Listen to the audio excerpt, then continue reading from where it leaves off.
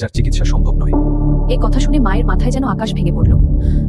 অনেকদিন আগে এক ছোট গ্রামে হাসি খুশিতে ভরা একটি মিষ্টি মেয়ে থাকত। সে ছিল সবার আদরের, চঞ্চল, দয়ালু আর প্রাণবন্ত। তার মা ছিলেন শ্রী শ্রী ঠাকুর অনুকূলচন্দ্রের একজন অগাধ ভক্ত। প্রতিদিন ভোরে উঠে তিনি ঠাকুরের নাম জপ করতেন আর মেয়ের মঙ্গল কামনা করতেন। একদিন হঠাৎ করেই মেয়েটি খুব অসুস্থ হয়ে পড়ল। তার হাসি মিলিয়ে গেল, শরীর জ্বরে পুড়তে লাগলো। মেয়ের এমন অবস্থা দেখে মা ভীষণ ভয় পেয়ে গেলেন। চোখে জল নিয়ে তিনি তাড়াতাড়ি মেয়েকে ডাক্তারের কাছে নিয়ে গেলেন। শিশুটি এক বিরল রোগে আক্রান্ত হয়েছে, যার চিকিৎসা সম্ভব নয়। এই কথা শুনে মায়ের মাথায় যেন আকাশ ভেঙে পড়ল। ডাক্তাররা বলেছে আশা নেই, আমি ঠাকুরের কাছে যাব। ঠাকুর, আমার মেয়েকে বাঁচা। ভয় করিস না, ও ভালো হবে।